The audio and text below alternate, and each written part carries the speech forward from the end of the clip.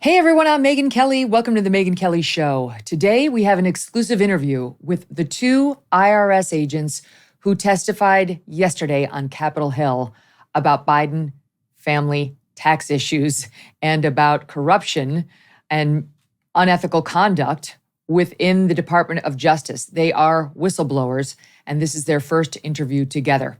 And first interview since yesterday's bizarre hearing. I mean, what the Democrats tried to do to these two guys was absolutely bizarre. We'll get into all of it. Gary Shapley worked for the IRS for 14 years. He's still there. Joseph Ziegler, who until yesterday was known only as Whistleblower X, has worked at the agency for 13 years. Both men in their opening remarks describing in detail why they have serious problems with how the criminal investigation into Hunter Biden's taxes was handled by prosecutors and the Department of Justice. These are the two guys who are on the case, running the case, investigating the case, but they're not prosecutors. They needed the prosecutors to actually bring the case, to actually file the charges. And at every turn, they allege they were stymied, it was slow-rolled, and they witnessed misconduct. For the most part, yesterday, the Democrats just stuck their fingers in their ears and yelled, "But Trump! Trump, Trump, Trump!" And indeed, Trump was president for the beginning few months of part of these allegations. But the meat of the case, the slow rolling and the behavior by most of these authorities happened after Trump. And for that matter, you know, the people who were in charge seem to have been very pro-Biden and anti-Trump right from the get-go. That's my editorial. Several of these Democrats bizarrely brought race into the discussion. What? What does that have to do with anything?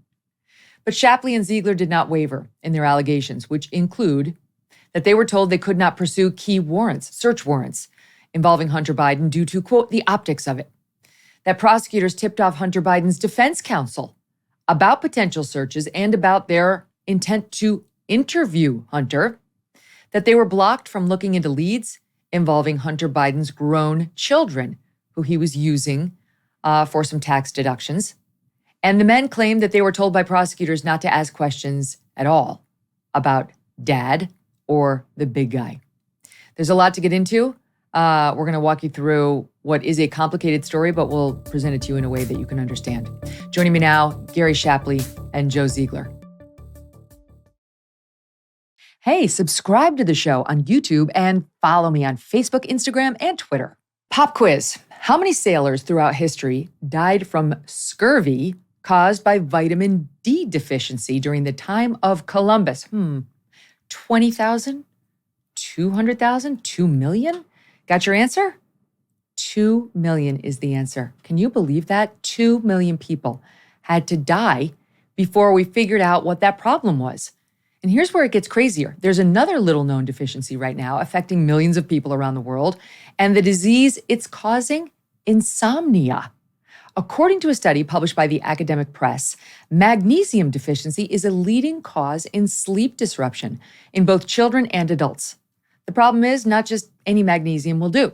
Recent studies have shown there are actually 7 forms of magnesium, and our bodies need them in precisely the right balance for proper sleep. There's only one magnesium supplement on the market that has the full spectrum of all 7 forms, and it's called Magnesium Breakthrough. To learn more, go to magbreakthrough.com/Megyn Kelly. Use this code, Megyn10, to get 10% off your first bottle.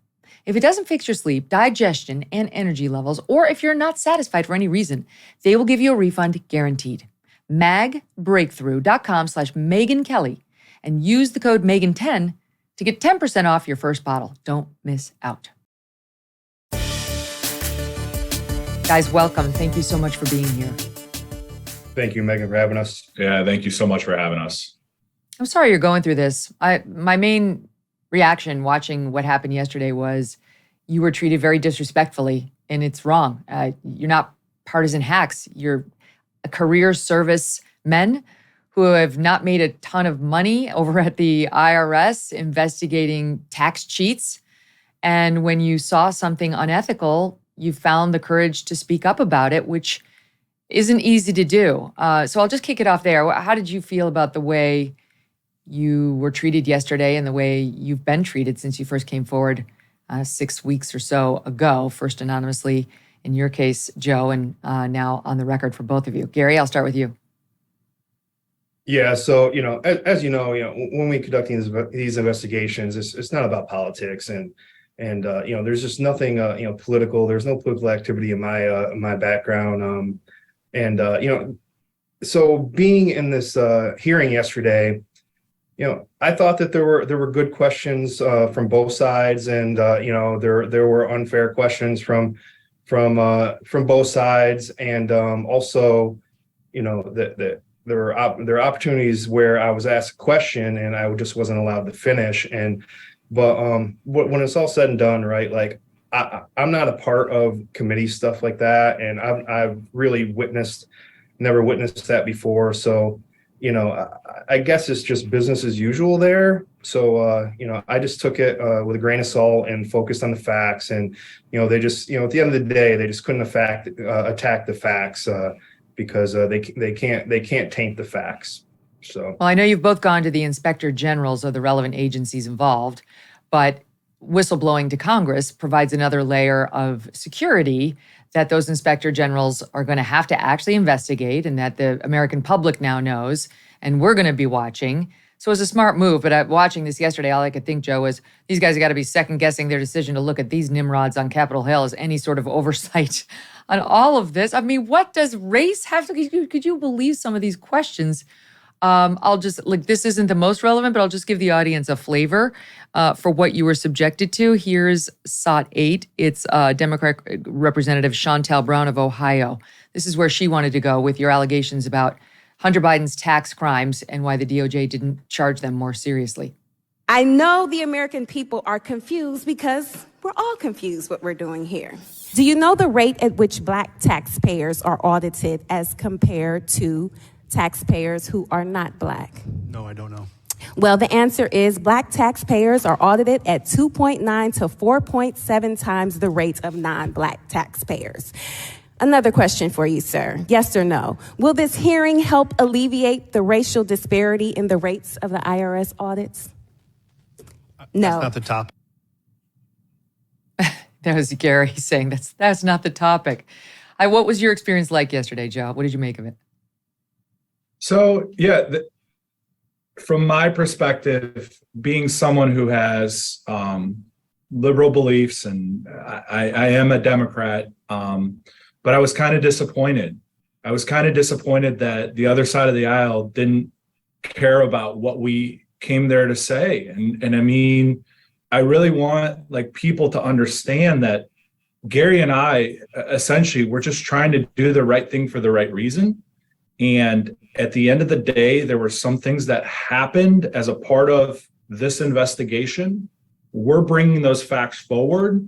And I think it's important for the American people to make that decision, for Congress to weigh the facts. They're going to investigate this, and we'll see where those facts lay out. And I think it's that's the thing that struck me the most from yesterday, is that it seemed like that there were certain people that really didn't care what we had to present to Congress, and that disappointed.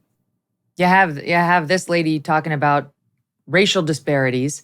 You have Marjorie Taylor Greene showing, X-rated photos of Hunter Biden from the laptop, and you're up there. I mean, Joe, yesterday was the first time we heard from you. You're up there saying this case involves unethical, quoting here, and inappropriate behavior, an abuse of power, the corrosion of ethical standards, misconduct, gross mismanagement, gross waste of funds, and on and on.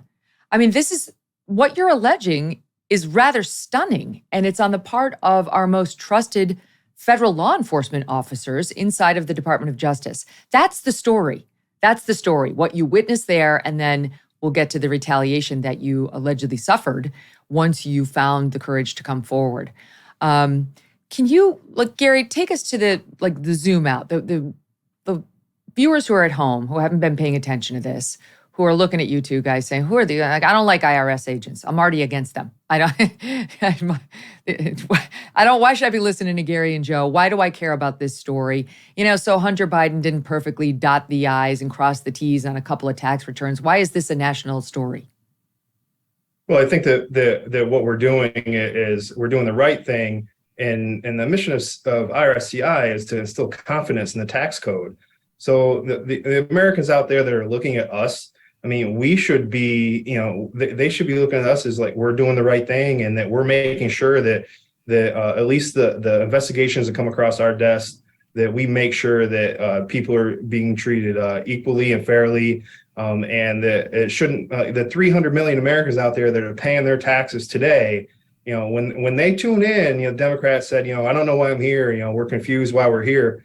Well, those Americans aren't confused why we're here because, there's two IRS agents, standing up and saying this person got preferential treatment.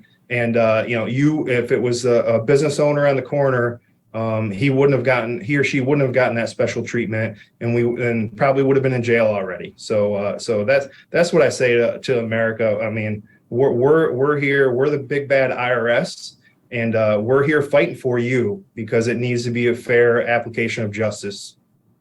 Yeah, those of us who actually pay our taxes begrudgingly, but we do it because we know we have to, we get screwed by people who don't do it, who don't follow the laws. And in the case of Hunter Biden, as I read your allegations, he flouted the law in 2014, in 2015, in 2016, in 2017, in 2018, in 2019. I mean, we could go on. This wasn't a one-time mistake. This was a systemic just flouting of the criminal law to the point where it was multiple felonies that you were all agreeing on. That's an important point here, Joe. I mean, we'll get to why later. But is that not true, that it was not just you guys inside the IRS? It was the FBI and it was the prosecutors at the very highest levels of this case who, at least earlier, before the final moments came, had agreed he committed felonies and needed to be charged with felonies, unlike the 2 tax misdemeanors, which he's now agreed to plead guilty to. There is no tax felony that Hunter Biden is about to plead guilty to, for the record. Yeah, and I want to be clear about that. So the meeting you're referencing is August of 2022. We have a phone call with the prosecution team. It's all the assigned prosecutors, and they tell us that we are recommending for approval the felony and misdemeanor tax charges related to 2017, 18, and 19. So that essentially means that they are done with their memo. It is now going to the next layer of review. And they were actually at that same time getting ready to bring those charges in the Central District of California. And to go from that point to where we are now, 2 misdemeanors compared to that felony that was recommended for approval, it's just an inequitable treatment of taxpayers. That's the whole reason why that's written into the DOJ manual. We have to treat everyone the same. The DOJ manual says if there are felonies, you must charge the felonies and the misdemeanors. Is that correct? So if there are, from what I understand in the tax or in the actual DOJ manual, that if there is a felony present with a misdemeanor, that you have to charge the felony. And I can tell you that we just had training this last April with Department of Justice Tax Division. In their slideshow, they actually have this highlighted. If there is a felony with the misdemeanor, you have to charge you have to charge the felon. Mm-hmm. And that was not done here. And so by this point, I mean, we'll get to all of this, but by the point you guys saw that they had struck the deal with Hunter, you two had been taken off the case, right? Like a few months earlier, they were like, we're done with Gary and Joe. We're done with these guys who are jumping up and down about felonies and reminding us of what we said in prior meetings. So I guess you were taken by surprise when you saw that. Is that true, Gary? Yeah. I mean, that's correct. And it can only go back to the fact that, they understood that I came forward and was making protected disclosures. And, it was just really a form of retaliation. If you look at the dates at which it occurred, May 15th of 2023 is when we were notified that the team was being removed. It's odd that then this agreement comes out with misdemeanors with agents that are going to attend the plea hearing in Delaware next week. And they had no documents. They had really none of the case file at that point. And so it's just really befuddling. And there's nothing it can be other than punitive retaliation against Special Agent Ziegler and I. Because just to be clear, what you're saying is, because I read in Joe's testimony yesterday, he was saying, we started to get edged out of this thing months before the actual charges were announced. You know, you were told repeatedly, Joe, like, you know what, we're going to handle that now. Other people who didn't have the frontline involvement. You were the case investigator, Joe. You were frontline. And so they started to squeeze you out. And then by May, when you realized what was going on, according to you, you came forward. You reported up the line within the IRS. You didn't just first run to Congress. You went inside the IRS and went to inspectors general. And then you're saying the retaliation started. That's when you officially got pulled from the case. And now the agents at the Hunter Biden hearing next week will not include you, Joe, who were the lead investigator on this whole thing, or you, Gary, who was his supervisor and helped run roughshod all over it from the beginning. Is that correct? Yeah. Yeah, that would be correct. It's amazing. So it's like, okay, so what would be the reason for taking the two guys who know the most about the case off the case? Just so happens to be right after you came forward blowing the whistle on the DOJ. Yeah, well, there's been Hunter Biden's legal team is kind of insinuated that it had something to do with a leak on October 6th. And there's, to the press. Yes. And I had my attorneys send letters to Washington Post, which released them from any confidentiality or requirements that they would have had if I was indeed their source.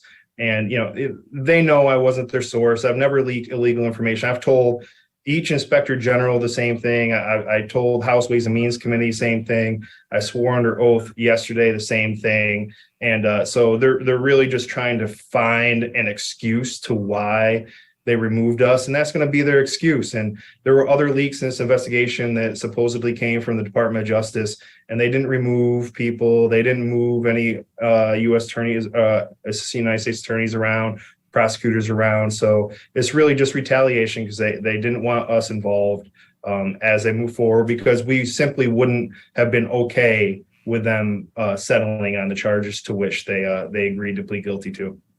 All right, so let's go through it because, go ahead, Joe. Can I add something on that? So there was something that even in the midst of the hearing yesterday, we got word that information related to me being related to this person by the name of Garrett Ziegler, the same last name that I have. I just want to tell your audience and the American people that 6 months, or I think it was 6 months, December of 2022, me and my husband's personal information, our social media, were leaked on Twitter. And it was, that I'm leaked as being the case agent for this investigation. And this related to a previous bank report that was released, or that Chase had, that this individual got his hands on. So even as much as yesterday, I was being accused of somehow being related and handing over information to him, which I have not. That is not something I would do. It's completely preposterous. They on Twitter, I'm being called a clown. My husband is being harassed. It was just absolutely awful. And for what we went through that, and then getting removed from the case, it just, I said this in my email to the commissioner, it's the human impact of what is going on here, that it felt for me that our agency, the IRS, did not have our back. They had the back of Department of Justice. And that really, really bothered me. So just to be clear, Garrett Ziegler is connected to Trump in some way, and they were trying to say you're related to this guy, and therefore you're in bed with Trump. And what you're saying is that's all nonsense. None of that is true. And you're both saying that them trying to tar you as like dirty or agenda-driven IRS agents because somebody leaked to the Washington Post in the fall of 22 is false. You were not the leakers. You did not leak about this investigation. You did your jobs. Your allegations about what the DOJ did wrong are heartfelt and sincere and aren't driven by politics or any of that, whether it's loyalty to the Dems or the Republicans. Yeah, I can tell you, it seems from hearing from people within our agency that this was something that was a long time coming. That there is in some instances, an inequitable treatment of taxpayers. And I think it's important with this case and this issue that we came forward. All the things that we've done, I mean, is to two things. I said, so that we're holding people accountable that actually took part in this, and that we learn from this. That's the two most important things that we can come from this. Well, Joe, you said that you're a Democrat. Was there ever any hesitation? I mean, I assume you preferred Joe Biden over Donald Trump, but did you ever think, oh God, it's the president's son or it's Joe Biden's son? What am I doing? This is scary. I don't really want to see this go down. It's going to be bad for Joe Biden. So I grew up in a very conservative family. I actually grew up with conservative beliefs. So I came out when I was 30. So that would have been about 8 years ago. And kind of my perspective on life and what my decisions in life, I viewed myself fiscally conservative, socially liberal. So, I mean, those are what are my personal beliefs. But when it came to this case, like I thought it was super important to not say anything inappropriate. We can't be joking around about this. And I even in the last presidential election, I voted, but I chose not to vote for who the presidential candidate was. And the reason why I did that was I didn't want to be, if this case were to move to a trial and I'm the summary witness on the stand and they ask me that question, I don't want to have to show potential bias. And I knew that that's how serious the kind of investigation we were involved in. It's serious and sensitive. And I think that that's important for people to understand about me and my beliefs. And Gary, I know you're from my neck of the woods, sort of upstate central New York. I grew up in Syracuse and Albany, so you're not far from where I grew up. And my experience of this area of New York State is it breeds reasonable people, not hard partisans. I've heard you say none of this is partisan for you, but do you want to state for the record what your politics are, or how the fact that you were investigating President Biden's, or, the then candidate Biden's, then that turned into President Biden's son affected you? Look, I'm not going to get into personal politics. I mean, my statement in the House Ways and Means Committee, clearly, I tried to dispel any of this nonsense that I was some Republican hack, as they tried to attack me early on. But I've never donated to campaigns. I've never had a political T-shirt. I've never had a sign in my front yard. Never had a sticker on my car. I mean, look, if somehow I'm supposed to be labeled a partisan because when I registered to vote, I registered as a Republican, I guess they can have that. But one of the most interesting interactions I had was after a CBS interview where they said that I was a registered Republican, and my mother's first text to me was, "I didn't know you were a registered Republican. Why would you be a registered Republican?" So, I was raised in a very liberal household, and it's just there's cases I've helped on in the past that are political in nature and that were targeted toward Republicans. And there's an agent in my group that was the government witness in the Congressman Fortenberry trial, and testified during that trial. So to say that there's some type of politics involved in our investigative decision making is just clearly not supported by the facts. That's interesting. You're a registered Republican who was raised in a liberal household, and Joe, you're a registered Democrat who was raised in a more conservative household. This is how you get whistleblowers. You get honest people who are not ideologues and completely captured by their own politics. So good for you. I mean, it explains some of your courage, and I admire it. Okay, let's get into the allegations, because I do think people can believe you or not believe you, but when you listen to the examples that you guys have provided, it's tough to walk away with anything other than this is alarming. They can't all be false, even if people don't want to believe you. Not all of this can be made up. And it does clearly, in my view, show a pattern of obfuscation by the Department of Justice into what was supposed to be a free-flowing, independent investigation that would take you wherever the facts led you. So let's go back, because I think the timeline could be helpful. It was you, Joe, as the case agent, were investigating something having to do with bank records, and we don't need to get into all the specifics because it's confusing enough. But it led you to the name Hunter Biden and whether he'd been somehow involved in some prostitution ring and had committed some tax malfeasance on it. That's how this first came to you, right? So I was actually in the normal course of doing my work. Part of our process is you read through bank reports. And in this bank report, it mentioned information related to Hunter Biden paying some of these alleged prostitutes. And what I also found, and I don't know if it was in that bank report or if it was in public sources, but that his ex-wife in her divorce proceeding was making some pretty harsh allegations regarding his tax issues. So I had those two things that kind of was like, okay, let me see if there's anything to this. And then that's when I started really looking into the case. What's a bank report?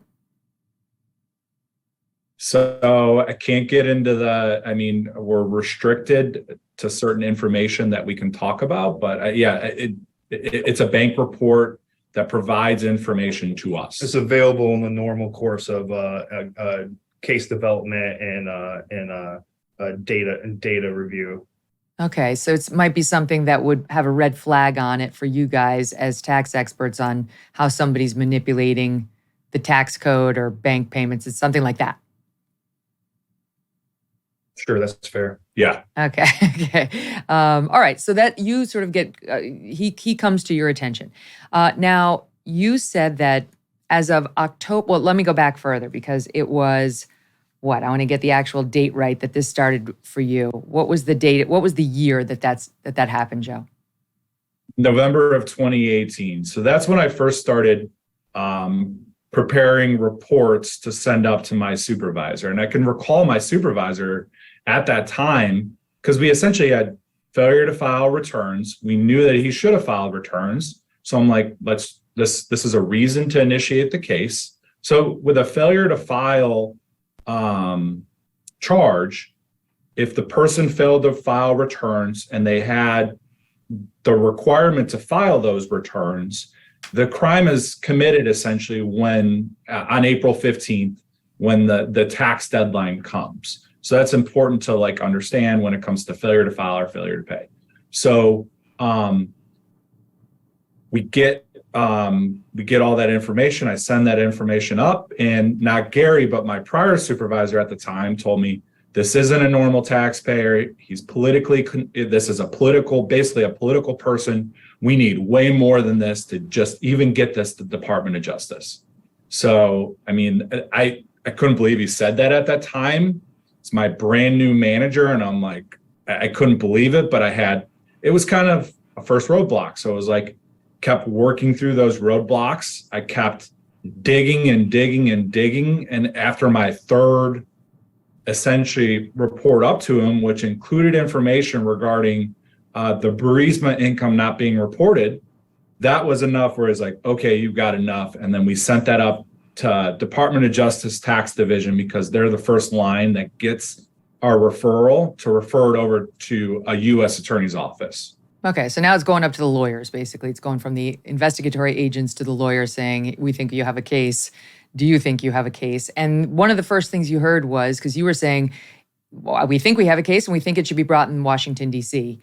And their response was, okay, but it's going to be brought in Delaware, if anywhere. And you immediately had concerns. Why?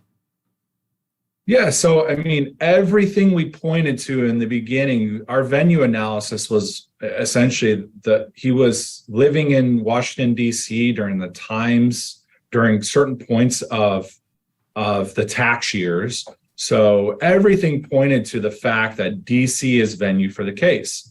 But I was informed by my supervisor, and he was informed by people higher than people high up in DOJ, and the decision was made to combine the two cases in Delaware. And I can tell you, like, when we started working those cases, or I saw a ton of issues with that. First off, it's the home state of President Biden. There were issues that I saw in the office where, it was former vice president at that time, but he might be coming into the office for this issue. So there was that we were constantly dealing with. There was a magistrate judge who made a comment during the signing of one of the warrants that she had to recuse herself. So those are just a few of the issues that we were facing working that case there in Delaware, that it was roadblock. It was fraught. And you didn't think it belonged in Delaware to begin with. So it was, they're very chummy there. The Bidens are a household name, especially in Delaware at this point. And Biden, I saw in your testimony yesterday, he'd actually been in the offices of the U.S. attorney in Delaware, or he was glad handing with them in a way that was personal and problematic in your view. It wasn't U.S. Attorney's office, so I don't know if in my testimony I talked which office it would have been, but I do know that there were times to where he might have been coming into where one of our meetings was being held. Yeah, so he having come into the FBI office on an unrelated matter, and it was joked with the team. Mm-hmm. Right, so you're getting it feels a little hinky to you to bring it there, but this is where they're telling you. Now, this brings me to the first, the Democrats yesterday, as I said in the introduction, were Trump. Between 2018, when you first took on this case, and, January 2021, this was all a Trump DOJ that we're talking about. So why would a Trump DOJ be anything other than motivated to investigate Hunter Biden? Yes, yeah, go for it. Yeah. So ultimately, if there's some type of wrongdoing that occurred during the previous administration or during President Biden's administration, that's not for us to determine, right? Like, we're just bringing the facts forward because they're the facts, and no one's been able to attack them, or really nobody's really refuted them. So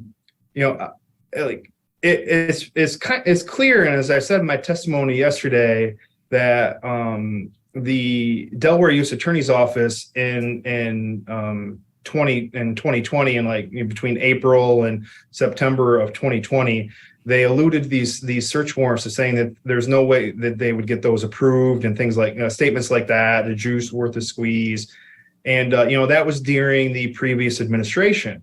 But there's nothing to suggest that they even sent them up for approval. I think that it stopped right there. That Leslie Wolf, is that who you're talking about right now? I'm sorry? Are you talking about Assistant U.S. Attorney in Delaware, Leslie Wolf?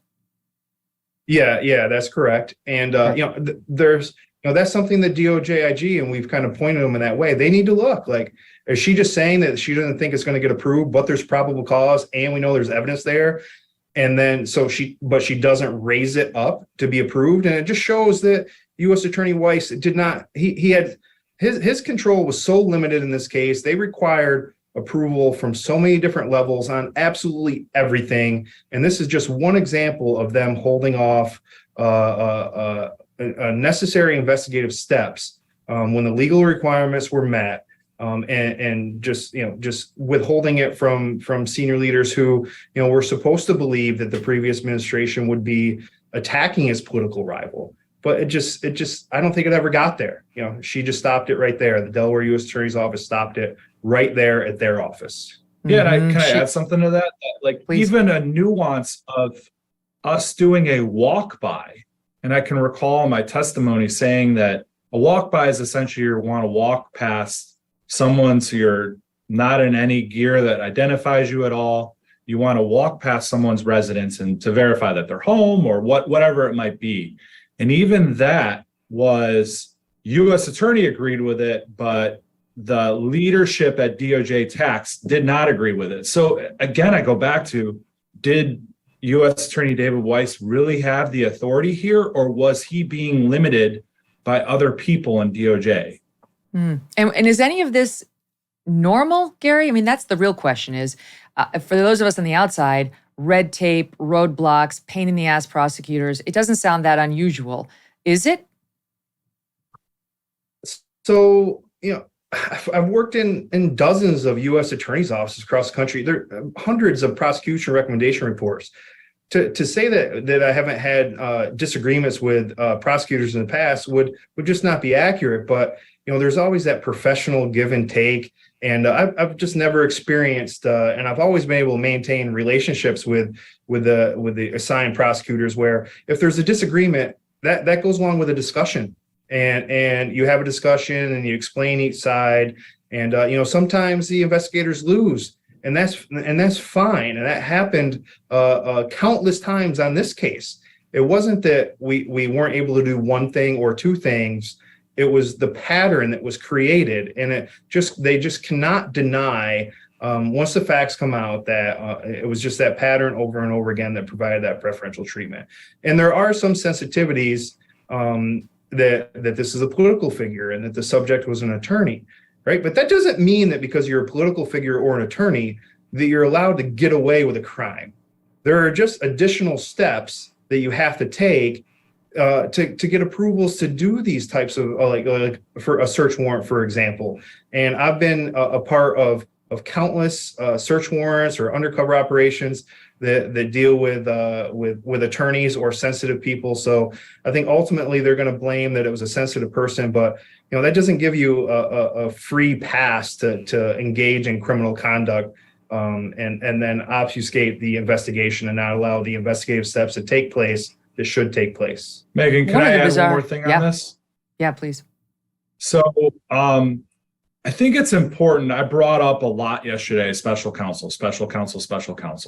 And I think it's important for people to understand when you have a special counsel, their primary focus is that. So they can focus all of their time and energy into that one matter.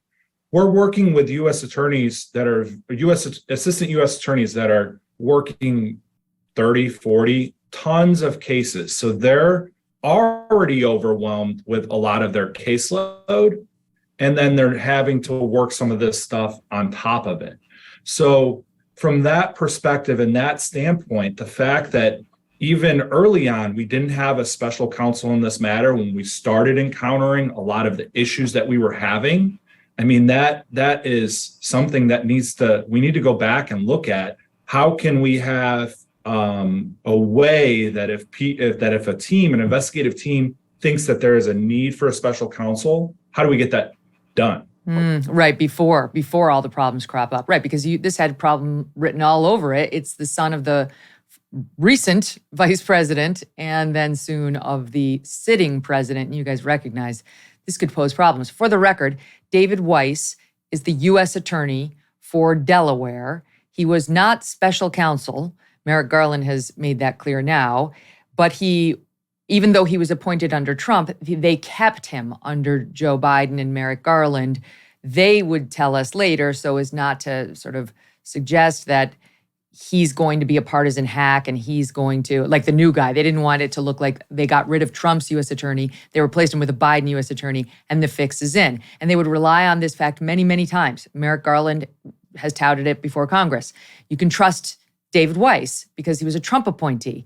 Ted Cruz has pointed out there is no way to get the U.S. attorney appointed without the support of the two sitting state senators who in Delaware are Democrats. And so you cannot put total faith in David Weiss's nonpartisanship. But just so that people know, he was not a special counsel. And this is one of the issues that you're raising. All right, let me take a quick break. And then when we come back, we're going to get into how they not just slow rolled or put up obstacles for you, but actually seems to have thwarted your attempts at investigating by helping the Biden team, actively helping them. Gary Shapley and Joe Ziegler, stay with me for the full show. We'll be right back. Look, you did the tough thing during COVID. You paid your people and pulled your business through the pandemic. And now doing the tough thing could qualify you for up to $26,000 per employee at covidtaxrelief.org. Government funds are available to reward companies with 2 or more employees who stayed open during COVID. This is not a loan, and you don't have to pay it back. The program's complicated, but no one knows more about it than the CPAs and tax pros at covidtaxrelief.org. You pay nothing up front. They do all the work, and share a percentage of the cash they get you. Businesses of all types, including nonprofits and churches, can qualify, even those who took PPP loans and even if you had increases in your sales. You did the tough thing for your employees during COVID. Now let covidtaxrelief.org help get you up to $26,000 per employee.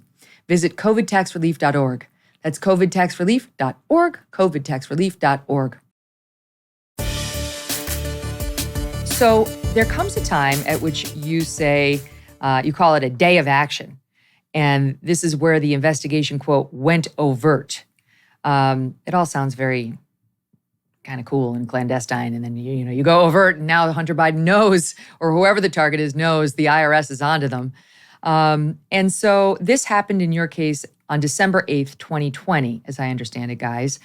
And you wrote yesterday, Joe, you said that at the direction of this Assistant U.S. Attorney, Leslie Wolf, she was under David Weiss, who was the U.S. Attorney for Delaware, I prepared an affidavit in support of a search warrant for a storage unit in Northern Virginia, because after Hunter Biden vacated his D.C. office, some items went to a storage unit in Northern Virginia, and you're looking for everything. You're looking for documents supporting the returns that were filed. You're looking for documents that might be the returns that weren't filed, drafts and so on. And you happen to know he's got this storage unit in Northern Virginia where he sent a bunch of stuff. So you prepare an affidavit in support of a search warrant for that storage unit. Leslie Wolf tells you it could take some time to get approvals. You say that is not normal. And then what happened? What happened? Because that was an important unit, you say, to search, and you never got to search it. Explain why. Yeah, so in that situation, when we're looking to do a search warrant, you might find foreign records, you might find handwritten notes, you might find different things that can aid as evidence in your investigation. And so when we sent that up, they were like, yes, we'll work to get this approved. And then a few days later, I get a phone call that says, well, we're not going to move forward with the warrant. We are going to go ask his counsel to turn it over pursuant to the records request. And I said to her, and I'm like, we can't do that. That's not normal process. You told us that we were going to do it this way. We're relying on him to turn over the records to us, which just doesn't make any sense. And I said, well, what if we waited for 30 days? Let's get this thing approved, however long that's going to take. And if at the end of 30 days he doesn't comply with the records request, we know that he hasn't gone to that storage unit. Let's execute the search warrant. And her response was, well, think about it. And then my supervisor and our leadership had a phone call with David Weiss telling him about that plan. He agreed on the phone that, yes, that's a great idea. We'll do that. And then we come to find out that they had notified, so they being the assigned prosecutors. Wait, can I just pause you for 1 second? Let me pause you for 1 second, Joe. Yeah. So what you're saying is, you said, all right, you're not going to let us do a search warrant, which would have been totally appropriate under the circumstances. But you said he's got a documents request. Let's monitor that storage unit for 30 days, which is his deadline to reply to our documents request, and see if he goes to it. See if he's fulfilling his duty to respond fully to our documents request and gets those documents out of that storage unit. And if he doesn't, then we'll search warrant him. And David Weiss said, that who's her boss, Leslie Wolf, let's do that. I like that plan. Okay, keep going. And then Gary can speak to that phone call. So Yeah, so I, Special Ziegler told me about the situation, so I raised that to United States Attorney Weiss with a senior executive on the line with me from the IRS, and U.S. Attorney Weiss agreed with that plan, and I think it was the same day, just a few hours later, that Special Agent Ziegler called me up and said, you won't believe this, but the prosecutors told the defense team about the search warrant. So they told them about, just so you know, the records request we gave you includes the storage location that we now know about. And when that happened, I said, we don't have a seat at the table. I said to Leslie Wolf that I can't believe that was done. This is unethical. This is wrong. And her response to me was, well, are we going to have a problem working together from now on? And it was almost to that point, I can recall talking to Gary about it, that I'm like, this is just one thing after another that we're having to fight for. And it just, at the end of the day, it gets exhausting. And I Well, don't can want I to ask you though? sound like we're fighting. But let me ask you, Joe, why isn't that a better way? You want what's in the storage unit. She basically went to them and said, give us what's in the storage unit or we're going to search warrant you. Like, why is that bad? So that's relying on them to turn over the records to us. They now get to review the records, and then them being defense counsel would determine what we would get versus us. Since he's an attorney, it has to go through a filter review. So versus us reviewing the records and then the investigative team getting those files. And how would you do it in a normal case? If you were investigating Megyn Kelly, how would you do it? So especially for a normal case, it's least intrusive means. That's part of what goes into an analysis of getting a search warrant. And with a storage unit, there's no one living there. That is the least intrusive means of getting records other than a document request. So the fact that we went from, yes, let's do it, I will work to get to the approvals, to what happened after. And David Weiss agreed with us on it. So, and the senior leadership at IRS agreed as well, and even sent emails that stated as such, and that they were going to that she at the time was going to go to our senior leadership and express her frustration that they weren't allowing us to do that search warrant. This wasn't the only thing, though. I mean, it was the collective, because I know one of the other allegations you guys have made is that you were told that you were not to interview Hunter Biden's adult children or members of the Biden family at all. And you guys say that they were actually quite relevant to your investigation. You would have absolutely interviewed them had this been somebody not named Biden. So who told you that, and what do you think that was about? Yeah, so there were, I brought up in my transcript a specific example of Valerie Owens, and we talked about going and interviewing her. There were transactions related to her. I believe Valerie Owens is related to Joe Biden. I think it might be his sister, but we wanted to go interview her. And I can recall the AUSA Leslie Wolf or DOJ tax attorney Mark Daly telling us, no, we can't do that. So there were multiple interviews that we wanted to go do. And I mean, it can be like, at the end of the day, we were trying to expeditiously work this case, and get it done in a timely manner. And a lot of that was doing all these interviews, flying out to the West Coast. And in my testimony, I talk about that we were planning for a month to go and do these interviews on the West Coast of some of the escorts. And those interviews were held up because not U.S. Attorney David Weiss, but DOJ tax senior management hadn't reviewed the records requests to allow me to go out to do those interviews. And it just didn't make sense. Why are they, I've never had in my career to where leadership in DOJ tax was reviewing records requests for escorts, but just didn't make any sense. It's beneath their pay grade. I would imagine they'd be happy to pawn off those specific requests on you and just make sure that they get served so that you get your documents in advance of your interviews.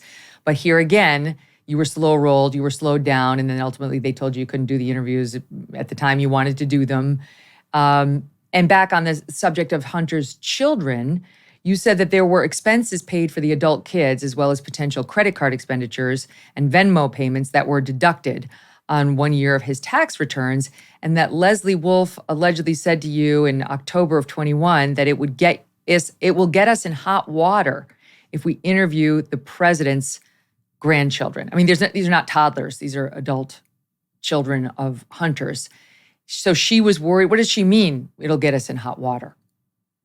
So, yeah, I mean, so there was the Columbia University tuition payment that was deducted directly on the tax return. So in any normal course of our investigation, if there are relatives either receiving payments or there are relatives receiving funds from a taxpayer that might be deducted on a tax return, normal course of action is to go and talk to those people. That is what we would do in our normal job. And the fact that they were saying that you can't go and interview these people, we'll just rely on these other facts. I mean, that just didn't make any sense. And I understand that there's political sensitivities to, they are the grandchildren. They might have Secret Service protection details. So there are certain things that go into that, but to have an outright no, we don't think you should go do that, or we're not going to approve you going to do that, that didn't make any sense. And Gary, you've said too that you were specifically told we're not going to be interviewing the big guy. We're not going to be talking about the dad or the big guy. Was that also Leslie Wolf? In that specific instance, yes. And it was really a recurring theme. So on December 3rd, 2020, we're preparing for the day of action. And that was where Assistant United States Attorney Leslie Wolf said, don't ask about the big guy. She also made statements about we're not asking questions about dad, but not asking questions about dad. I had heard in multiple times from her, throughout the investigation. It's amazing because just stand by 1 second. Hold that thought, Joe, because I have to squeeze in a break. But yesterday we heard repeatedly, there's no evidence Joe Biden is involved in any of this. There's no evidence Joe did anything wrong. And of course, now we know exactly why. You were not allowed to investigate Joe, even though he was mentioned in a lot of the Hunter transactions and documents and so on. So it is not a defense now to say you have nothing against him. You were not allowed to investigate those leads. That's where we will pick it up right on the opposite side of this break. Joe, hold that thought. I'll get you to express it 2 minutes away. Gary and Joe, stay with us. And remember, folks, you can find the Megyn Kelly Show live on SiriusXM Triumph Channel 111 every weekday at noon East, and the full video show and clips by subscribing to our YouTube channel. That's youtube.com/Megyn Kelly. Audio podcast of the show available wherever you get your podcasts for free. We'll be right back. This summer, big box retailers are seeking a massive big government handout from Congress paid for by consumers, smaller financial institutions, community banks, and local credit unions. That's according to the Electronics Payment Coalition, a sponsor of today's episode. It's called the Credit Card Competition Act, aka the Big Box Bill. Mega retailers are in favor of it, but the Electronics Payment Coalition is not. They say this big box bill would actually transfer billions from consumers to retailers through eliminating popular credit card rewards programs, weakening cybersecurity protections, and reducing overall access to credit for people who need it most. You can visit stopthebigboxbaitandSwitch.com to learn more. That's stopthebigboxbaitandSwitch.com. The link is in the description. Learn more, and if you want to help them, tell your legislators to stand up to the retail giants and to support consumers and small businesses. Joe, you were going to make a point in our discussion about not questioning anyone about the big guy, or dad, as he was known. Yeah, so there was definitely a situation, and this is even after the presidential campaign was done, that there were interviews we were doing, and it was a kind of a very harsh environment that you were afraid to ask any questions that might touch the campaign. And it was always a sense of that's going to take too much or that's going to take approvals. We don't have those approvals. So again, I go back to, are we limited to what DOJ is telling us, or is David Weiss really in charge of this? The person that Merrick Garland was saying was in charge of this case. Okay, because Merrick Garland had come out repeatedly and suggested that David Weiss was in charge. Here is Merrick Garland testifying before Congress, April 2022, appearing before Congress, assuring them about why they did not need to worry about any DOJ interference or about this investigation being conducted in an independent manner. SOT 13. Have you been briefed on the Hunter Biden investigation matter yourself, General Garland? So the Hunter Biden investigation, as I said, even in my own nomination confirmation hearing, is being run by and supervised by the United States Attorney for the District of Delaware. I'm aware of that, but he reports to you. He is supervising the investigation, and I'm not at liberty to talk about internal Justice Department deliberations, but he is in charge of that investigation. There will not be interference of any political or improper kind. How can the American people be confident that his administration is conducting a serious investigation? Because we put the investigation in the hands of a Trump appointee from the previous administration. So we're supposed to trust David Weiss, the guy running this, because he's a Trump guy. He was a Trump appointee, and they relied on that many times. Was that true in your view? Was he trustworthy because he was a Trump appointee and was, as Merrick Garland said, quote, in charge of the investigation? Yeah, look, it's clear that every DOJ employee that's going to answer any questions on this topic is going to immediately invoke this fact that it was a Trump-appointed U.S. attorney. But Megyn, when they put these witnesses in front of Congress, they're going to have to admit that they went to the President Biden-appointed U.S. attorney to look to charge in D.C. in March of 2022, which was 1 month before Attorney General Garland made those particular statements.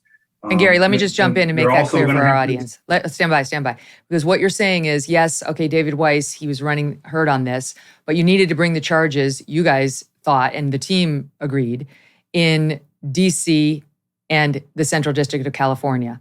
And that meant asking other U.S. attorneys outside of Delaware to cooperate in the investigation. Those were Biden appointees. Those are Biden-appointed U.S. attorneys. And you were turned down in both instances, which is something that they've been obfuscating on since you guys came forward. Continue. Yeah, that's correct. And they're going to have to admit they went to D.C., right, as I said before, and they're going to have to admit that they went to Central District of California to request approval there. So as U.S. Attorney Weiss's stories have changed in his ongoing letters, he's going to say, well, I asked him to partner. But when the key point from DOJ is how you can trust the American people to trust this investigation is that it's being run by a Trump-appointed U.S. attorney, and you go to a President Biden-appointed U.S. attorney not once, but twice. I mean, it's just on its face, it's just a clear misrepresentation of the level of authority that he has. And I want to be clear with that like the reason why they did 2014 and 15 first, almost immediately once they got my prosecution report, is the statute of limitations for those years were set to expire later on that year. So it was important that we went to that U.S. Attorney's office and started to get this rolling because we were running up against that deadline. Right, exactly. Because we're looking at tax charges for 14, 15, 16, 17, 18, as I said. And you're running up against it on the 14 ones, which were very serious. So, and I want to get to everything that Merrick Garland is saying now and what David Weiss, how he's trying to defend himself. But let's just finish with a couple of the items on how you feel that they interfered. You say that you went to them, that everybody agreed, okay, we're going to charge. We're going to charge in D.C., and everyone wants to do this, and that you then went to this U.S. Attorney, Matthew Graves. He was the attorney by this point for D.C., and he not only said, no, I don't want to partner with you, he also said, and you shouldn't do it either. And basically, this is the president's man trying to kill your case in D.C. And that, Joe, right after that, you stopped talking about D.C. It wasn't like David Weiss said, oh, no, I've got this special attorney designation and Matthew Graves cannot shut us down. I've been assured by Merrick Garland I am in charge. We will be bringing these charges in D.C. because they are the most serious, the ones from 14 and 15. And I'm sorry he doesn't want to partner with us, but he's not making the decisions. That did not happen. Yeah, so at that point, it kind of went back to, well, this is in David's hands now. That's how it was communicated to us. And now we essentially had to reinvestigate the 2014 and 15 tax years. And then through our reinvestigation, we found the mechanism for the 2014 allegations that we present in our transcript of essentially what happened. So one thing that I want to add on the DC U.S. Attorney's Office is that Gary and I requested multiple times to present on the evidence and the facts in my prosecution report to that U.S. Attorney's Office, and we were denied. And that is not, in cases I've worked, you want the people who know the evidence the best to present to the prosecutors.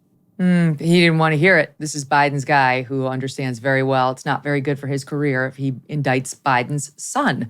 Can we pause here and can you explain to us what the hell was Hunter Biden doing? What were you finding? What what were you finding about Burisma, the Ukrainian company, the Chinese? Like what, it kind of morphed from he's paying for hookers and trying to claim them as business write-offs to something far more disturbing. You want to talk about 2014 to 2015? Well, what he was doing to make this money, right? We really didn't get into in the transcripts, but I can say that for 2014, for all the prosecutors and investigators to agree to with the felony charges, at least for 14, and then David, U.S. Attorney Weiss is asking the U.S. Attorney to partner with him on that. I mean, I wouldn't think that U.S. Attorney Weiss would ask someone to partner on something that he himself didn't agree with. But with 14 going away, what that does to the public record in this case is that it completely removes the Burisma Ukraine conduct. And without that in there, it really this most substantive conduct related to his evasion, at least in the early years, would have gone not outside the public view, and he just simply didn't pay. He's never paid the taxes on the Burisma income from that year. And this, by the way, may or may not relate, but we were told that the FBI had a report from a confidential informant. It's been referenced in this Form 1023 that Congress recently got its hands on, alleging bribery of Joe Biden when he was the sitting vice president from a foreign national. And we're told that this relates allegedly to Ukraine. Law enforcement telling NBC, not by name, anonymously, it was not substantiated. We could not substantiate it. But did anybody in the context of your investigation, which now is taking you over to Ukraine and Hunter Biden, and who knows, potentially dad, in 2014, did anybody say to you, because you're working with the FBI every day on this, intimately, hey, you should know about this Form 1023? Yeah, and I mean, I think I produced a supplement that I never saw that 1023, and I'm the lead case agent from the IRS, and the fact that I didn't have that information that could have corroborated other evidence that we had in our possession. I mean, that's where for me when I heard that and I saw that, it was frustrating. Yeah, it was definitely frustrating. Wow. I mean, because the Ukraine dealings are obviously big. I did hear you say yesterday, what we're talking about, $30 million of income for Hunter Biden over these years from the Chinese, from the Ukrainians, from the Romanians. So I think the number I said was 17.3 million paid to all of the associated entities or associates of Hunter Biden. Wow. And there's a real question about how they were documented and whether he paid everything he needs to pay on it and whether anybody in the Biden family did. Okay, so just to go back to the timeline, there you guys are. You get stymied by the by the U.S. Attorney in D.C., which is where 14 and 15 would have to be tried. So that case is either dying, or David Weiss, the guy in Delaware who says he's the all-powerful guy, is going to have to revive them somehow. And he could do that potentially by going to Merrick Garland. This is the story they're both now claiming. Right now, David Weiss and Merrick Garland are both saying he was what we call a special attorney, not special counsel who can do whatever he wants without Merrick Garland, but special attorney, which allows him to just go to Merrick Garland and say, hey, can I do it on my own? The DC guy won't cooperate. And totally, he could have done it. But that's not what happened here. We know that for a fact. He did not try to go over anybody's head. He did not bring the charges, at least. We know that for a fact, Gary. So this whole new thing that he's now claiming that, I was a special attorney and I did have the ability, just had to get the check from Merrick Garland. As far as we know, that's not what he even attempted to do when he got rejected by DC. So, yeah, even in DOJ's letters and statements about this, they contradict each other. And if you look at an early letter from U.S. Attorney Weiss on June 7th, 2023, he's saying he has ultimate authority, that could be easily proven. If he has ultimate authority, where's the document? Where's the DOJ document giving him that ultimate authority? Because ultimate authority isn't just a verbal thing. If he gets special counsel, special attorney authority, there would definitely be a record of that. But now after we testify and in front of the House Ways and Means Committee, and DOJ learns of the evidence that we provided in that hearing, now their story starts to change, and they start providing very lawyered words in the June 30th letter that says, "Oh, well, no, I agree with what I said on June 7th." But now he changes his story as he's saying that he's trying to explain more. So am I getting, is the cart in front of the horse, Megyn? Do you want me to go into that? A little bit. I want to get to the Weiss and Garland and what a hot mess they've been in trying to respond to you guys coming forward. It's actually kind of fun to watch them dance.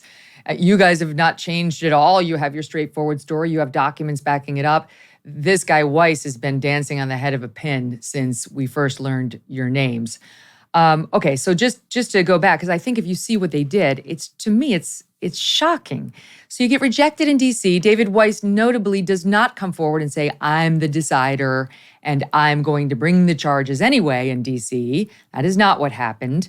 And then the next thing you know, you're all focused on California. All right, 14 and 15 aren't happening, I guess. Although you say, Joe, you were given the chance to make one more appeal to David Weiss, like, please don't abandon 14, 15. Let me be heard one more time. But you're focused on Central District of California and the later years, 17, 18, 19.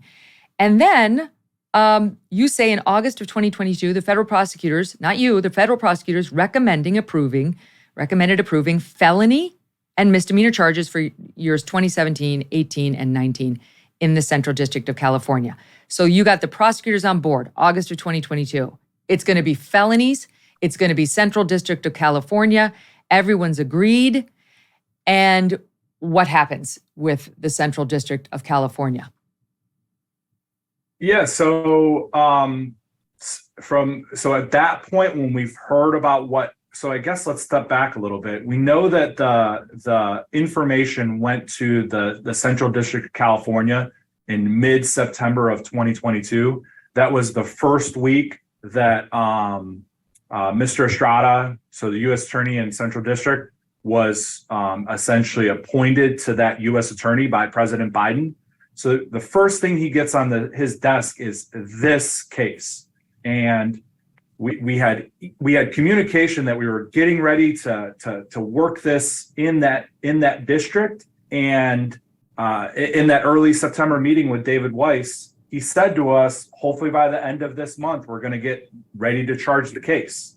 And to go from there to hearing in early 2023 from both people I've talked with in the FBI and my leadership in the IRS, that the California U.S. Attorney's Office said no. Well, and so you didn't know that. So here you are in August, September 2022, and David Weiss is saying, yes, California. We're going to California. We're going to bring felony charges against Hunter Biden in California.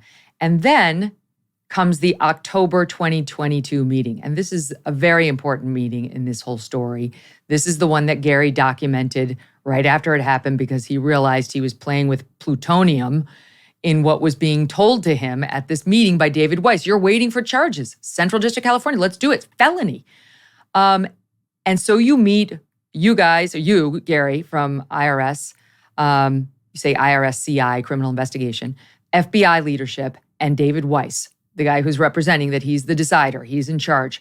But the message changed at this meeting. So tell us about the October meeting of 2022. Sure, yeah, and I can't understate enough how one side seems to completely leave out the part that this was a contemporaneous document. I took handwritten notes during it.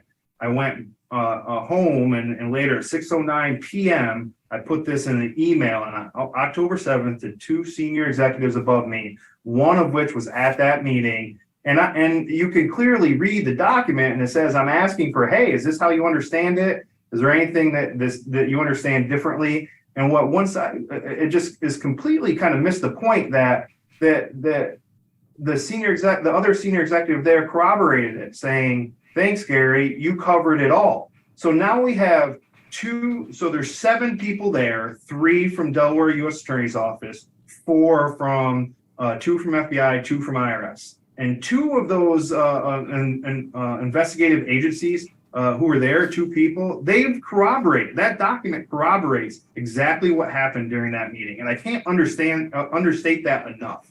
So he says, I'm not the deciding official on whether charges are brought or not. He says that DC U.S. Attorney's Office declined to allow him to bring charges.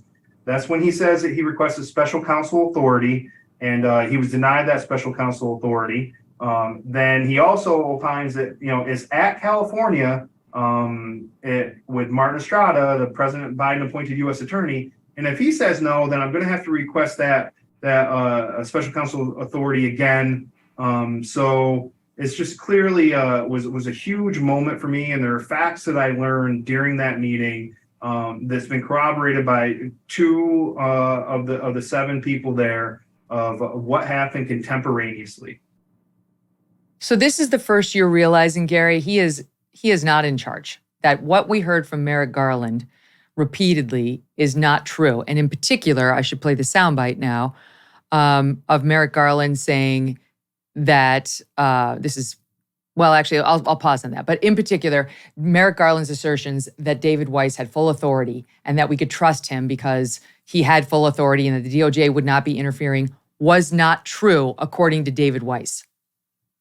Yeah, Megan, and it's a small distinction there, but this is not the point that I learned that he wasn't in charge, because it's clear there's a pattern of steps previously that indicate that he was not the deciding person, that they were using the process to slow this down, and it had to go to someone else other than David Weiss for approval, many investigative steps. This was the point in time that David Weiss admitted that he was not in charge. Right. Which, again, now he's denying. Now he's back to, I was in charge. Merrick Garland saying he was in charge. But this is the moment at which he admits to you and six others, I'm not really in charge. And actually, I went to Merrick Garland to ask for special counsel status, and it was denied. Your memo says Weiss stated that he is not the deciding person on whether charges are filed. You said he requested special counsel authority when it was sent to DC, and Maine Justice denied his request. Again, you don't yet know at this meeting that he's been denied in California too, but you know he's been denied in DC, and you say he says he went for special counsel authority when it was sent to DC, and Maine Justice denied his request. It's fascinating to me because none of this is consistent with what he's now saying. Now, he's saying he had this special status of not special counsel, but special attorney, which would have allowed him to prosecute anywhere just as long as he had the blessing of Merrick Garland. But why would he tell you that he requested special counsel authority if he already had special attorney status? And if what he really meant to say was, I have special attorney status and I just need to get this approved by Merrick Garland, then why didn't he? Do I have the questions right, Gary? There's also a distinction there, right? Because Attorney General Garland is saying that he has that authority, that he has special authority, that he has some superpower special authority, even greater than special counsel authority.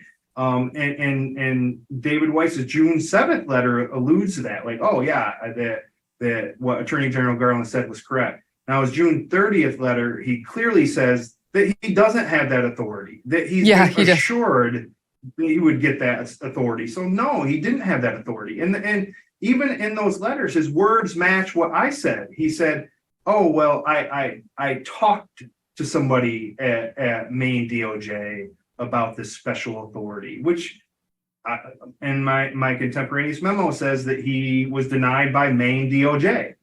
So it's just so. But let me zoom out here. Let me zoom out for people who are getting confused. What's really going on here, Gary? Try to bottom line, like what's happening that Merrick Garland wants us to believe David Weiss is empowered when in fact he's not. Merrick Garland and his Biden-appointed U.S. attorneys are making the decisions. That David Weiss now admits this to you in this meeting, that you realize this is being controlled and decided by political people, not by this sort of Trump appointee independent guy that we thought. Is that what's happening here? So look, I don't want to apply motives or conspiracy theory or whatever you want to call it to the overarching issue that's happening here. I'm a criminal investigator, and it's all about facts. We follow the facts, and the facts don't match what they're saying. So I'm not going to say why, if Attorney General Garland knew that he provided false information at the time, or if he just wasn't informed, that's for the IGs and for Congress to investigate. But I do know that the facts clearly do not support what they're saying. If David Weiss is in charge, you don't need to go ask another Biden-appointed U.S. attorney for anything, and that happened twice. And it's the facts don't support their story. Mm-hmm. And just so the audience knows, here's Merrick Garland. Again, it wasn't just at that April 2022 hearing where he said, you can trust him because he's a Trump appointee and he is in charge. I'm quoting. That's what he said. He is in charge. Here he is in March of 2023, just a couple months ago, before you guys came forward, doubling down on that message. Saw 14. I have pledged not to interfere with that investigation, and I have carried through on my pledge. The U.S. Attorney in Delaware has been advised that he has full authority to make those kind of referrals that you're talking about, or to bring cases in other jurisdictions if he feels it's necessary. And I will assure that if he does, he will be able to do that. He has full authority to bring charges in different jurisdictions. That is not what David Weiss told you in October 2022. No, that does not. And it doesn't match what David Weiss said later on in a letter, that he's been assured that they need it. And he'd get it and they assured him that he'd get it if he thinks it's necessary. Well, if you ask a U.S. attorney to partner with you and they say no, I think it's logical to assume that it would then be necessary to invoke this special authority that you've been given. Well, and here's where the audience needs to know they're getting very slippery on their language, Weiss and Garland. Weiss is now saying, after you guys came forward, well, yeah, I have this ability to go to Garland and get this blessing. And if I need it, I will use it. But he has not yet said, I tried. I already did it. I went after I got denied by DC. I went after I got denied by California. And here's what Merrick Garland told me, that he has not said that. He was not specifically asked that either, which was a failing by the questioners. But why isn't he just telling us? There is no reason for him not to just come out and say, if he has the special authority today, did he have it back in October of 2022? Why didn't he use it when he got the stiff arm in not one, but two jurisdictions where he wanted to bring felonies, right? Those are questions we do not yet have answered. Am I right, Gary? Yeah, and that's what Congress needs to ensure happens, is that there's documents. Like I said earlier, special authority, special counsel, they're just different words for requiring some special authority to charge. So if that happened, there's documents. There's if I was going to investigate this, I would ask those questions. Where are the documents? Where's the memos that DOJ produced? The 99-page memo that's taking him to the U.S. Attorney's Office in D.C. and California. What are the different versions of that? Let's see that. So there are going to be documents, and one day I'm assuring the American people that when they stop hiding behind this deliberative process or ongoing investigation, they are not going to be able to hide the fact that they went to two President Biden-appointed U.S. attorneys, and that no charges were brought in either of those districts tells the American people exactly what happened. Yes, because you guys have the documents showing these very attorneys, David Weiss and the FBI and so on, you would all agreed to bring felonies. That's what you wanted done. Felonies against Hunter Biden. At first you wanted DC, then you got rejected, then Central District of California. That was the plan. He said, we're going to bring him by the end of September 2022. And then suddenly in October of 2022, he says to you, I'm not the deciding person. I'm not the deciding person on whether charges are filed. Whoa, what? What do you mean you're not the deciding person on whether charges are filed? And now they're trying to split hairs on, well, special counsel or special attorney. Maybe you were confused, Gary, in what you wrote. None of that matters. What you wrote in this memo is Weiss stated he is not the deciding person on whether charges are filed. No one cares about his title. He's not the deciding person. We were told by Merrick Garland that he was. So which is it? Merrick Garland continues to try to tell us that he was the deciding person. You stand by your story that he told you he wasn't. You've got 6 witnesses who can back you up on this. It matters because we're talking about whether there really are 2 systems of justice here, one for the regular guys and one for the guys whose last name is Biden. And frankly, that 2-tiered system has charges against Donald Trump right now that people think are born out of similar political motivations. That's a story for another day. So the thing that happens next after that October 22 meeting, as I understand it, is a whole lot of nothing. They stop communicating. They kind of go quiet, Joe. And then the next thing you find out is May of 2023, you're being removed. You're off. You're off the case. And then we get the announcement the very next month, oh, there's been a plea deal, 2 misdemeanors. There's some felony charge on the gun application, which he's just basically not getting punished for. But the only tax charges are misdemeanors, which violates DOJ policy, which goes against the agreement you got from the prosecutors, which isn't consistent with anything that you investigated or talked with the authorities on the case about from the beginning to the point you were removed a couple months earlier.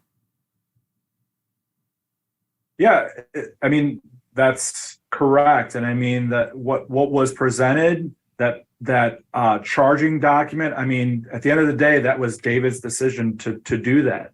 But what I've asked yesterday is the DOJ needs to make a decision. Was that charging document appropriate for what happened throughout this investigation? And if it's a special counsel that comes in there and looks at it, whatever it might be, I think that a little bit of that would restore our faith in our justice system. The news hit in June that they had struck this deal with Hunter. And again, you guys had been removed from the case. What was your reaction when you saw that it was, after all that, to basically slap on the wrist misdemeanors? Yeah, I mean, when I saw the charging document, I really didn't have much feeling one way or the other. This isn't about Hunter Biden. This is bigger than Hunter Biden, and I want to make that clear to everyone. This is issues, unethical behavior, not following normal process. This was something that was wrong in the way we investigated this case. And my fear is, and I've said this in my testimony, that there's other ancillary spinoff investigations that the same thing might happen where David Weiss has to go to another U.S. attorney to get charging authority to charge in that district. And the same thing is going to happen again and again until we fix the problem. What is the problem? I mean, how would you define it? So, yeah, I don't know. The problem that I would is the fact that you need to have a neutral party in there, someone who is going to follow the facts, who is not going to be hamstrung by DOJ officials. They're going to follow the evidence and then charge the appropriate charges in the appropriate venues. That's essentially what the appropriate procedure would have been. Mm-hmm. What's crazy is we've talked about the fact that nobody told you about that FBI confidential informant form that had serious allegations of bribery against the Bidens. No one told you, is it correct? Did they tell you about the laptop? Because, you know, we understood that the FBI had found the Hunter Biden laptop. It had been given to them by the repair shop owner who had it. And that by November of 2019, they had verified that it was Hunter's. Your investigation opened in November of 18. So did they come to you and say, you should look at what's on this laptop? There's a lot of stuff on here. Yeah. So, in fact, they did take possession of that laptop, and because it was a tax investigation, and Special Agent Ziegler was in charge of that tax investigation. The way that the contents of that laptop were even retrieved and were available to the investigators was through an IRS criminal investigation affiant search warrant. So it was the tax information that got the information from the laptop, and then I documented contemporaneously and provided to the House Ways and Means Committee a memo that of a meeting that discussed that laptop, where it comes to light to Special Agent Ziegler and I that there's certain portions from that laptop that the prosecutors chose not to share with Special Agent Ziegler, and that's just that usually after, say, like a filter review for any privileged information comes out of the electronic device, that's the investigator's job. The rest of the evidence goes to the investigator, and that's what the investigators do, and they're putting that together, and they're bringing it to the prosecutors to tell the prosecutors what's there. In this case, the prosecutors completely removed some of the information from the investigator's purview, as Leslie Wolf stated during that meeting in, I believe it was October of 20. So you got to see some of it, but you didn't get to see all of it. And you guys are the ones putting the case together. Why wouldn't they be sharing all of it with you? Yeah, so the laptop had to go through what's called, since he's an attorney, it had to go through a filter review first. And then from the filter review team, it would be filtered down to us. But the problem is that there were additional things that would have been found outside of filter that weren't being shared with us. It was admitted in that meeting that it wasn't being shared with us. And the problem is you need to tell us what you're holding back from us. Not that you held back information from us, but what is it? So there's that final step that wasn't provided to us, and that I think is a problem. And if it's consistent with the rest of the investigative steps that we weren't allowed to take, where we're not allowed to ask about that, and we're not allowed to follow certain investigative leads, it's entirely possible that there's information on there that could have been about that they kept from the investigators. The just FYI, this is the first I had actually heard it described how the FBI verified that it was Hunter's from you, Gary. They verified its authenticity by matching the device number against Hunter Biden's Apple iCloud ID. They knew it was his. I mean, it's just relevant to the other stories about how they went to all the social media companies and said, beware, Russian disinformation about Hunter may be about to drop. And they knew that wasn't true. They absolutely understood that the laptop was Hunter's, and yet still ran around telling the social media companies that. I mean, I did not realize that they knew it from, it matched his actual Apple Cloud ID. In any event, back to you guys. So one of the other things that you testified about was that now infamous WhatsApp message. Joe, can you tell the audience, as the lead agent on this case, how did you get your hands on the WhatsApp message? Because Abby Lowell, who represents Hunter, is out there trying to make us believe it's all fake, that there is no WhatsApp message, that it's all made up, but you know differently. So yeah, we did an IRS CI affiant search warrant of Hunter's Apple iCloud account, and we obtained records via that. And what was turned over from that was, one of the things was a backup from a device, and essentially information within that backup was summarized in a schedule that was presented in Gary's testimony, which you have now seen. So that's why there's writing in there that is quotes and reference to individuals. So this is the one for the audience's kind of sake. Cleared it up and explained it. That's July 2017, WhatsApp message sent by Hunter Biden to Henry Zhao, a Chinese Communist Party official. That's what we understand. Abby Lowell now is questioning some of this. He writes, I'm sitting here with my father, and we would like to understand why the commitment made has not been fulfilled. Tell the director I would like to resolve this now before it gets out of hand, and now means tonight.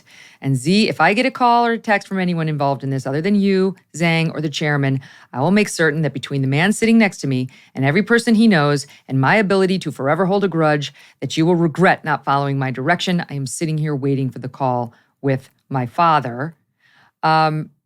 This is something I would imagine that you would like to follow through on to see what if any, role did the father have? What exactly are they talking about? Abby Lowell comes out and says, this is fake, that the text message that was sort of mocked up, the WhatsApp message that we've seen online is fake. He notably doesn't say that the actual exchange did not happen. So what's your understanding? Did the actual exchange happen via WhatsApp? So, Meg, so that's also a distinction in Abby Lowell's letter. It's really a way to obfuscate the issues. He's not saying that the content isn't accurate. He's saying that the way it was displayed was inaccurate, and it's a fake representation. And there's a lot of legal posturing and words there. I mean, he never denied that the contents of that are accurate. He's just saying that the way that it was shown was somehow indicate that it's also a fake. It's really just insinuation. So we believe you saw the WhatsApp message, Joe. I mean, you got your hands on this via a search warrant from the cloud. That is correct. Mm-hmm. Right. And again, Abby Lowell, while he tries to mislead us, does not actually deny that the content of it. He just tries to say, oh, well, what you've seen online is fake and that's not real. Just shows he's being dishonest. He's also really trying to attack the two of you. He's calling you. In my testimony, I actually talk about the location data related to the WhatsApp messages. So I refer to the WhatsApp messages in my testimony. And I said, relevant to those messages, we went to the prosecutors and we're like, we need to get the location data to confirm that the information in this WhatsApp message is accurate. And her response was, well, how do we know that? And then it was, well, I'll think about it. And I think it's important to note that 3 or 4 months prior to this, there was the email that was found that said, tell 10 held by H for the big guy. And that referenced Sinohawk. So that's one of the Chinese deals that never went through. And then now 3 months later, you have this communication where he's representing that his father is sitting there with him. Mm-hmm. There was a question about this. Yesterday, Dan Goldman tried to suggest there's nothing in any of these documents showing any sort of potential business that involved Joe Biden. That I don't think this particularly went well for Dan Goldman, but we have a bit of it at SOT 12. Hunter told his dad, according to Rob Walker, quote, I may be trying to start a company or try to do something with these guys. Now, let me ask you something. That doesn't sound much like Joe Biden was involved in whatever Hunter Biden was doing with the CEFC if Hunter Biden is telling him that he's trying to do business with them, does it? No, but it does show that he told his father he was trying to do business. Can you expand on that, Gary? Look, we've tried to stick to the facts and we show the facts and we let other people come up with conclusions. But the congressman from New York was trying to manipulate the facts there that kind of fit his narrative. And you can see that definitely didn't go his way there because, I just went back to the fact it clearly shows that this witness said that Hunter Biden is talking to his father, President Biden. Well, at the time, he was the former vice president, but is talking to him about his businesses. So that's clearly not what President Biden has said over and over and over again. Mm-hmm. And moreover, he says to you, can you show me where in the text message it says anything about discussing business with Joe Biden? He asked you that. Well, the one we just read, the other WhatsApp message, says specifically, I'm sitting here with my father and we would like to understand why the commitment has not been fulfilled. That, on its face, is discussing business involving Joe Biden. Dan Goldman fell on his face yesterday in trying to exonerate Joe Biden from having anything to do with any of these business dealings. It remains a question. We don't know the answer because, again, you weren't allowed to pursue it. Quick break, more with what's happened to these two guys after they came forward in a minute. They're still at the IRS. Can you imagine? We'll ask how that's going. Don't go away.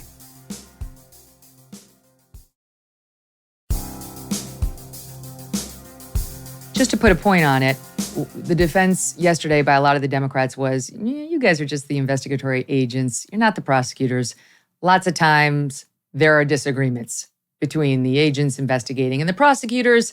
They always want you to charge more than you ultimately do as a prosecutor. This is sort of like, get over it. You're not the guys in charge. As I understand it, your point is, this isn't that the prosecutors agreed with us. We have the memos. We have repeatedly, they wanted the same felonies we wanted. Then something changed. We got stiff-armed in the two jurisdictions. We get pulled off the case, and the next thing we know, it's a couple of misdemeanors. And that's when you came forward. That's when you came and said, this is absolute nonsense, what they're doing. So you're both still at the IRS. That's awkward. Joe, what's happened to you since you came forward? Yeah, so a few days after we were removed from the team, the Hunter Biden investigation team, I drafted an email up to my commissioner of the IRS. So it was through my leadership chain all the way up to the top. And I wanted to explain to him that no one ever took the time to talk to us in leadership about what happened in this case. And it's essentially, I poured my heart out and provided the facts of what happened. And I did not receive a response from the IRS commissioner. 2 days later, I received a response from the manager above Gary that responded with, you have been told multiple times to stay within your management chain, which was not true. Never been told that. And that I may have violated essentially the law by releasing 6E information, which was completely unfounded and untrue. And to cease and desist from doing this further. So once I got that email, it was a chilling effect to me. I honestly couldn't believe that it was sent to me. And it definitely changed my perspective on that they're not at that time, they weren't on my side. And it really, really, really bothered me. And that's when I already had my attorney, Dean Zerby, and we got approached from the House Ways and Means to come forward. And then that's where I've essentially come forward. Gary, I know you've said you don't have a lot of money. You don't have powerful connections. You don't have the president of the United States looking out for you. Are you worried about what's going to happen here? Yeah, I did the right thing. And I think that all the majority of Americans are going to say, he did the right thing. And ultimately, when I look in the mirror at night, when I go home and kiss my kids and kiss my wife goodnight and go to sleep, that's I have to live with who I am. And if they obviously can't attack us, or they would have yesterday on our credibility or our beliefs. I think that I think we did the right thing. I think I did the right thing, and it's going to be painful. It has been painful. And look, I'm just a little guy who's sticking up for everybody like me. And that makes me feel okay. Joe, they say, Abby Lowell, Hunter's lawyer, you're disgruntled and have tried to smear you as having some sort of an agenda, though he doesn't get more specific than that. What's that like? Yeah, when you have a powerful attorney in a law firm and they're essentially saying that information against someone who's trying to do the right thing for the right reason, it's sad to me, and I don't know what's behind that. But at the end of the day, I came forward. I'm doing this for the right reason. I'm doing this to prevent my work colleagues, so that they don't have to go through this again. If I need to go through some pain right now so that they don't have to go through this in the future, I'm actually okay with that. And I think that that's the important message here. They're not allowed to retaliate against you. The law forbids it, but there's a question about whether they'll do it anyway, whether they'll do it quietly, whether your performance reviews will suddenly get a little bit worse and they'll find some reason to say that, Gary. I mean, you need this job. Nobody goes to work at the IRS to get rich. So are you worried about that? Look, I made protected disclosures, and there are laws that prohibit them from retaliating, and we've presented this retaliation to the Office of Special Counsel and to our Inspector General, and I'm confident that they're going to find that the agency unfortunately has chosen to follow DOJ's lead and to retaliate against me in multiple ways. And there's the quiet retaliation, like not figuratively, right? Like June 1st of 2023 was the last time anyone above me has spoken to me. I have agents doing on undercover operations. I have agents traveling in foreign countries to do interviews. Really important, sensitive, safety type issues, and my leadership literally hasn't spoken to me in 50 days. It's incredible. Wow. The GOP is now asking for a special counsel to be appointed to investigate these allegations of retaliation, which would clearly be criminal if they did it. Next week, Hunter Biden goes into a federal court and is expected to plead guilty to these 2 misdemeanors in connection with this plea deal. There's been pressure since you guys came forward for the judge not to approve this. What do you want to see happen next week, Joe? So again, I just presented the facts. The judge in that situation she's going to have all the facts in front of her, hopefully. And she's going to have to make a decision whether the facts meet what's in the plea agreement and the facts meet what's in being charged. I can't speak for her. I don't know what decision that she's going to make. All I can do is I provided the information. I provided the facts as I know them. And last question, Gary, what if anything can we do at this point to get to the bottom of what the real story is on Hunter Biden and on Joe Biden and the other Biden family members when it comes to these international dealings and incomes? So, I mean, there's this huge burden on Congress, right? Like Congress has to act appropriately. They have to act bipartisan, and they have to move forward with investigating the allegations and the evidence that we brought forward. And, we're just one little piece of this. And I think it's really important that we came forward because it's just, the equal application of justice cannot be understated. And so as long as Congress, these IGs continue to move forward, continue to follow the evidence, and they're not stifled by Department of Justice, I think that's the path forward. I admire your courage, your honesty, your commitment to the rest of us, to civics, and just to fundamental fairness, guys. Thank you. Thank you so much for speaking out and for coming on here together, for your honor. Thank you so much. Have a great day. You too. We're going to stay on this story. You can count on that. And programming note tomorrow should tell you for the very first time here on the Megyn Kelly Show, Donald Trump Jr. See you then.